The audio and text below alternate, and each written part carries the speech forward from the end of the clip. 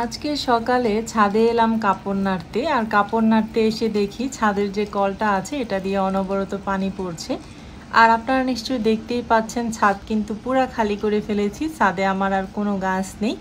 এই যে আমি বিছানার চাদরটা নেড়ে দিলাম, আর ট্যাঙ্কি থেকেও প্রচুর পরিমাণে পানি পড়ছিল, আমি আসার পর বন্ধ হলো। আসসালামু আলাইকুম everyone, welcome back to Monira's world. Monira's ওয়ার্ল্ডের নতুন একটা লাইফস্টাইল ব্লগে আপনাদের সবাইকে ওয়েলকাম করছি। দেশে এবং দেশের বাহির যে যেখান থেকে আমাকে দেখছেন, আশা করছি সবাই অনেক বেশি ভালো আছেন এবং সুস্থ আছেন। আমরাও আলহামদুলিল্লাহ ভালো আছি। আপনারা অনেকেই কমেন্ট করেছেন যে আপু তোমার ছাদ বাগানটা অনেক বেশি মিস করব। আপুরা, আমার ছাদে এখন আর কোনো বাগান নেই, আমার বললেও ভুল হবে, আমারও না এখন আর। আমি এই বাসা থেকে চলে যাচ্ছি। তো যাই হোক, কলটা যেই ছেড়ে রেখেছে কলটা অফ করে দেই। বোঝা যাচ্ছিল যে অনেক সময় ধরে পানি পড়ছিল। পানির অপচয় কিভাবে হয় আপনাদের সাথে একটু শেয়ার করলাম। দেখেন, ছাদে যে গাছগুলো ছিল সব গাছ কিন্তু নিচে নামানো হয়ে গেছে। আমার গাছের জন্য নাকি পানির অনেক অপচয় হতো, তো এখন থেকে আর কোনো পানির অপচয় হবে না আশা করি। আর আমার গাছের জন্য ছাদটাও নাকি ড্যাম হয়ে গিয়েছে, তো আপনাদেরকে ছাদটাও একটু ঘুরে দেখাচ্ছি। আমার মনে হয় না খুব একটা ড্যাম হয়েছে। তো যাই হোক, আমি চাই না আমার জন্য কারো কোনো ক্ষতি হোক, কারো কোনো সমস্যা হোক, বা আমার জন্য কেউ কোনো প্রবলেম ফেস করুক। আমি তাই আমার সব গাছ ছাদ থেকে নামিয়ে নিয়েছি। এরপরে আমি বাসায় চলে এসেছি, ব্রেকফাস্ট রেডি করছি। আজকে ছুটির দিন ছিল। ব্রেকফাস্টে আমি রেডি করছি জর্দা সেমাই, একটু সুজি রান্না করব, আর সাথে থাকবে পরোটা। আজকে আমার ছাদের যত গাছ আছে গাছগুলো শিফট হয়ে যাবে আমার নতুন গন্তব্যে। আজকে সারাদিনে যে কত গাড়ি নিতে পারে আর কি। তো যাই হোক, যতটুকু পারি মোটামুটি আপনাদের সাথে শেয়ার করব। এখন সুজিটা রান্না করে নিচ্ছি। কোনো কিছুরই আমি রেসিপি শেয়ার করছি না, শুধু ডেইলি অ্যাক্টিভিটিসগুলো শেয়ার করে যাচ্ছি। আপনারা সবাই কিন্তু আমার লাইফস্টাইল ব্লগগুলো মিস করছিলেন, তাই ভাবলাম আজকের দিনটা না হয় আপনাদের সাথে ব্লগ আকারে শেয়ারই করে ফেলি। সেজন্যই কিন্তু ক্যামেরাটা সকাল থেকে অন করার চিন্তা ভাবনা করেছি। তো যারা আমাকে ভালোবেসে আমার এই ভিডিওগুলো দেখেন তারা কিন্তু প্রথমেই একটা লাইক দিয়ে ভিডিওটি কন্টিনিউ করবেন। আপনাদের একটা লাইকই কিন্তু আমাকে অসংখ্য ভাইয়া আপুর কাছে পৌঁছে দিতে পারে। এই তো ব্রেকফাস্ট টেবিলে সবাই চলে এলাম, ওর বাবা বাদে। ওর বাবা হচ্ছে গাছ নিয়ে অনেক বেশি ব্যস্ত। গাছগুলোকে নতুন জায়গায় শিফট করতে অনেক বেশি ঝামেলা হচ্ছে। প্রত্যেকটা গাছই কিন্তু মাটি চেঞ্জ করে আবার নতুন জায়গায় শিফট করতে হচ্ছে। তো যাই হোক, সেগুলো পরে আপনাদের সাথে শেয়ার করব। এখন ব্রেকফাস্ট করে নিই। ব্রেকফাস্টে আজকে ছিল জর্দা সেমাই আর হচ্ছে সুজির হালুয়া। সুজির হালুয়াটা একটু পাতলা করে রান্না করেছি, আর সাথে আছে পরোটা। আমি, আরিয়ানা, আইমান আমরা তিনজন এখন ব্রেকফাস্ট করতে বসে গেলাম। ছুটির দিনেই কিন্তু কেবল বাচ্চারা মিলে একসাথে আমরা সবাই ব্রেকফাস্ট করি। এছাড়া কিন্তু দেখা যায় একসাথে কারোরই ব্রেকফাস্ট হয় না। আইমান চলে যায় সকালে, আরিয়ানা ভার্সিটিতে চলে যায় আরিয়ানার মতন ব্রেকফাস্ট করে। ওর বাবা একটা সময় এসে খায় অনেক পরে, আমি একা একাই খেয়ে নিই। তো ছুটির দিনে আমরা একসাথে খাই আর কি।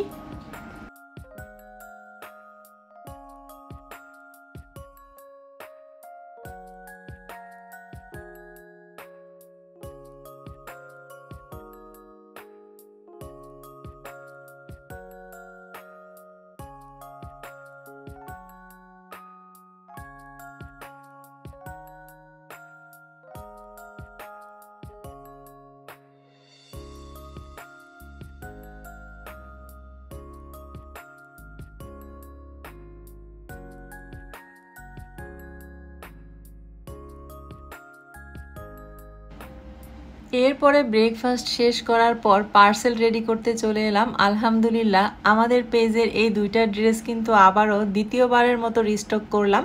আলহামদুলিল্লাহ, দ্বিতীয়বার রিস্টক করাও কিন্তু আজকে সব পার্সেল চলে যাবে।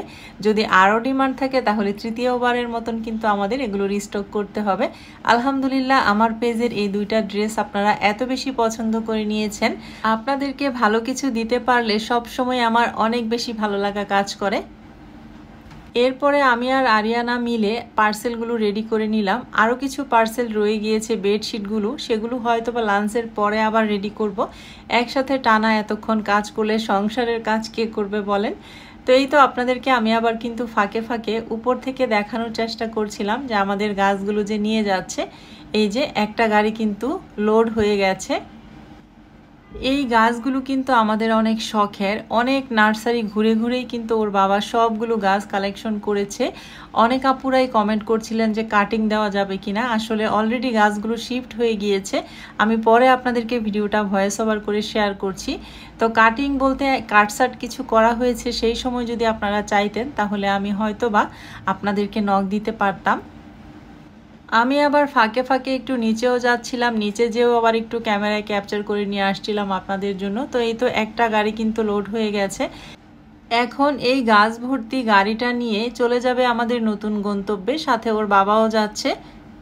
তো এরকম করেই আজকে সারাদিনে যে কয়বার মানে যে কয় গাড়ি নিতে পারে নিয়ে যাবে আর কি। তো একটা গাড়ি কিন্তু অলরেডি চলে গিয়েছে, আপনারা দেখলেন। এরপর সেই গাছগুলো রেখে এখন আবার দ্বিতীয়বার নিতে এসেছে আর কি। এখন দ্বিতীয়বারের মতন গাছগুলো গাড়িতে উঠানো হচ্ছে। আমি প্রায় 12-13টার মতো কার্টুন করে ফেলেছিলাম আমার কোকারিজ আইটেমগুলো, বা যে আইটেমগুলো আমার লাগবে না আপাতত সেগুলো সব কার্টুন করে ফেলেছিলাম। তো ওর বাবা বলল যে গাছের ফাঁকে ফাঁকে কার্টুনগুলো সব দিয়ে দাও। তো এই তো আমার কার্টুনগুলো কিন্তু সব চলে যাচ্ছে। বাসা শিফট করা অনেক বেশি ঝামেলার, অনেক বেশি কষ্টের, অনেক বেশি পেরেশানির। তবে এভাবে যে আমাকে বাসা শিফট করতে হবে আবারও কোনো দিন, এটা কিন্তু কখনো ভাবিনি। এই ফ্ল্যাটটাতে যখন উঠেছিলাম ওইরকমভাবেই ভেবেছিলাম যে এখান থেকে আর কখনো কোথাও শিফট হব না।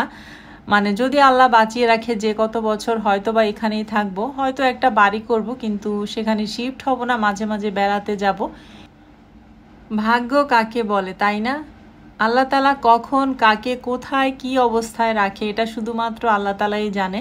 আর কোথায় কখন কিসে কার ভালো লেখা আছে এটাও মহান আল্লাহ পাকই নির্ধারণ করেন। হয়তোবা এই বাসাটা থেকে চলে যাচ্ছি, এটার মধ্যেই আমার অনেক বেশি মঙ্গল মহান আল্লাহ পাক আমার জন্য লিখে রেখেছেন। আপনারা সবাই মন থেকে আমার জন্য দোয়া করবেন যেন আগামী দিনগুলো আমার জন্য অনেক ভালো কিছু বয়ে নিয়ে আসে। আমার সন্তানগুলোকে যেন আমি মানুষের মতো মানুষ করতে পারি, কোনো রকম কালো ছায়া যেন আমাদের উপরে আর না পড়ে। এই তো আরও একটা গাড়ি কিন্তু লোড হয়ে গিয়েছে। এরপরে আমি বাসায় চলে এসেছি। রান্নাবান্না তো কিছু করতে হবে, পেটে কিছু না পড়লে তো তখন আর মাথা ঠিক থাকবে না। সেজন্য রান্না বসিয়ে দিলাম। এখানে আমি মশলাটা কষিয়ে নিচ্ছি, মুরগির মাংস রান্না করব। দেশি মুরগির ছোট ছোট বাচ্চা ছিল কয়েকটা, সেগুলোই নামিয়ে নিলাম রান্না করার জন্য। আপনারা যারা আমার রেগুলার ভিউয়ার্স আছেন তারা কিন্তু অনেকেই জানেন ছাদে আমার কিছু কবুতর মুরগি ছিল। তো গতকালকে কে যেন আমার কবুতরের খাঁচাগুলো খুলে প্রায় 10টা থেকে 12টার মতো কবুতর নিয়ে গিয়েছে। ওর বাবা বাসায় ছিল না, রাতের বেলায় এসে যখন আমরা ছাদে গেলাম কবুতরকে খাওয়ানোর জন্য, তখন দেখতে পেলাম যে কবুতরের ধাপড়ির গেট খোলা এবং প্রায় 10 থেকে 12টা কবুতর মিসিং। ব্যাপারটা আসলে অনেক দুঃখজনক মনে হলো। চলে যাব এই মুহূর্তে, আমাদের সাথে এরকম একটা ঘটনাও ঘটলো। যাই হোক, সব কিছু আল্লাহ দেখছে। যে বা যারা আমাদের সাথে এই কাজটা করেছে মহান আল্লাহ পাকই নির্ধারণ করবেন যে তাদের কি বিচার হওয়া উচিত। যাই হোক, আমি আমার শত্রুর জন্য খারাপ দোয়া কখনোই করব না। 2 দিনের দুনিয়া এগুলো করে কি হবে আমি জানি না। মানুষ কি চায়, কি করতে চায়, কি করার মাধ্যমে নিজেদেরকে অনেক কিছু প্রমাণ করতে চায়। যাই হোক, এগুলো নিয়ে আর কোনো কথা বলতে চাচ্ছি না। আমার কিন্তু এখানে চিকেনটা প্রায় কষা কষা হয়ে গিয়েছে। চুলার হিটটা একদম কমিয়ে রাখলাম, একদম কষা কষা, একদম শুকনা শুকনা ভুনা ভুনা করে ফেলবো, তা না হলে আইমান খাবে না। দেশি মুরগি তো এমনিতেও আমার বাচ্চারা আগে খেত না, তবে এখন একটু ভুনা ভুনা করে রান্না করে আমি খাওয়ানোর অভ্যাস করছি। আমি বলি যে তোমরা তো রোস্ট খাও, তাহলে দেশি মুরগি রান্না করলে খাও না কেন? এজন্য এখন একটু মাখা মাখা করে ঝাল করে এরকম করে রান্না করে দিচ্ছি। দেখছি যে না, দুইজনই খাচ্ছে। তো এই তো এখন কিন্তু আমি আইমানের জন্য খাবারটা সার্ভ করে নিচ্ছি, আর অল্প একটু পোলাও রান্না করে ফেলেছি। 2 ভাই বোনকেই খাবারটা সার্ভ করে দিয়ে দিলাম। তারা তাদের পছন্দ মতো আমাকে পিস বলে দিল, সেই অনুসারেই কিন্তু আমি তাদেরকে মাংসর পিসগুলো দিলাম। এ ওইটা খাবে না, এ ওইটা খাবে না, এরকম আর কি তাদের অবস্থা। দুইজনই খাবার নিয়ে তাদের রুমে চলে গিয়েছে। আমি একা একা এখানে আমার জন্য একটু খাবার নিয়ে ডাইনিং টেবিলে বসে গেলাম। ওর বাবা এখনও গাছ রেখে আসেনি, আজকে 3 গাড়ি গাছ নিল। গাছগুলো এখান থেকে উঠানো, আবার যেখানে যাচ্ছি সেখানে নিয়ে গাছগুলো নামানো, ঠিকভাবে রাখা। গাছগুলো কিন্তু অনেক ওজন, আর যেহেতু গাছগুলো অনেক শখের, একটু যত্ন করেও কিন্তু রাখতে হচ্ছে। তো যাই হোক, আপনাদের সাথে অনেক সময় পর আবার ক্যামেরাটা অন করলাম। বিকালে আবার কিছু বিজনেসের কাজও করেছিলাম, একটু রেস্ট নিলাম, এখন আপনাদের সাথে ক্যামেরাটা অন করলাম। ফ্রিজ থেকে আমি তুলির জন্য একটু নিহারি রান্না করেছিলাম গত কয়েকদিন আগে, সেটা রেখেছিলাম ডিপ ফ্রিজে, সেটা নামিয়ে নিলাম। আমি একটু তুলির বাসায় যাব এখন। কয়েকদিন হলো আনাবিয়াকে দেখছি না। আনাবিয়াকে না দেখলে কেমন যেন কলিজাটা পুড়ে আমার। তো আজকে যে মুরগি রান্না করেছি সেখানে আমি একটা ছোট্ট মুরগি একটু আস্তও রান্না করে রেখেছি আনাবিয়ার জন্য, সেগুলোও নিয়ে নিলাম। নিয়ে তারপর এখন আর কি ওর বাসায় যাওয়ার জন্য, তুলির বাসায় যাওয়ার জন্য প্রস্তুতি নিচ্ছি। আমার আব্বা এসেছিল আজকে সকালে, তো কিছু আম নিয়ে এসেছিল, সেখান থেকে কিছু আম আমি খালাকে দিয়েছিলাম, নিজেরাও খেয়েছি। আর কিছু আছে সেখান থেকে আনাবিয়ার জন্য কয়েকটা নিয়ে যাচ্ছি।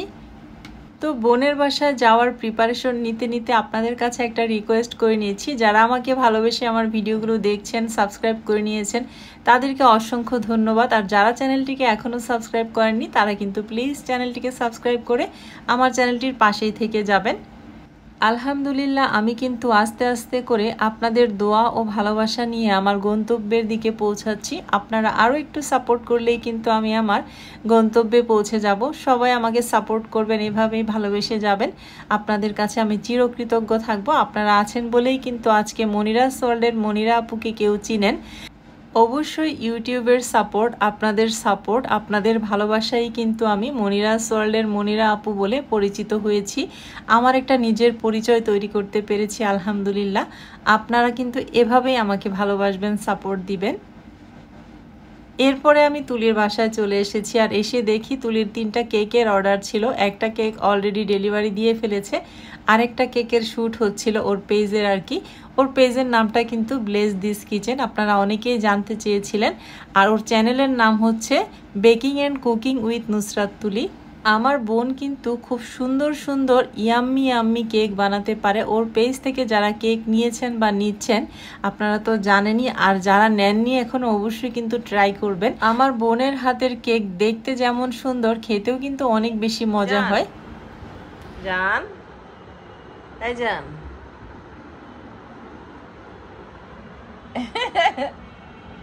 দেখি একটু তোমাকে।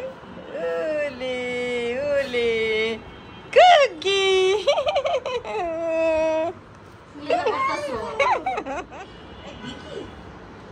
আবার লুকাইছো?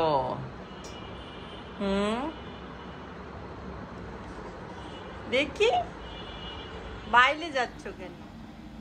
রাত 9টা পর্যন্ত তুলির বাসায় ছিলাম। আনাবিয়ার সাথে অনেক মজা করলাম। ওর বাসায় গেলে আমার আর আসতে ইচ্ছে করে না। আমি ওকে বলি সব সময়, যাওয়ার সময় তো আমার খুব ভালো লাগে, আসার সময় আমার কি মনে হয় জানেন, আমাকে যদি কেউ অ্যাম্বুলেন্স দিয়ে নিয়ে আসতো এরকম। প্রায় ওর বাবা যে মোটরসাইকেল দিয়ে নিয়ে আসে, বা ওর বাবা যদি বাইরে থাকে গাড়ি দিয়ে আমাকে ওখান থেকে এইখানে নিয়ে আসে।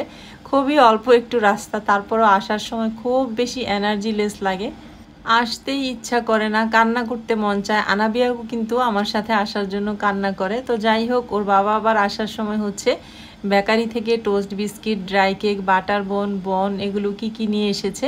তো যাই হোক, সকালে আবার স্কুল আছে আগামীকালকে, টিফিনের ঝামেলাটা একটু মনে হচ্ছে ফ্রি হলাম, কারণ বাটার বা বন কিছু দিয়ে একটু বার্গার বা হচ্ছে স্যান্ডউইচ বানিয়ে দেওয়া যাবে। তো এই ছিল আমার আজকের ভিডিওটি। ভালো লাগলে লাইক, কমেন্ট, শেয়ার এবং সাবস্ক্রাইব করে চ্যানেলটির পাশেই থাকবেন। আজকের মতো বিদায়, আল্লাহ হাফেজ।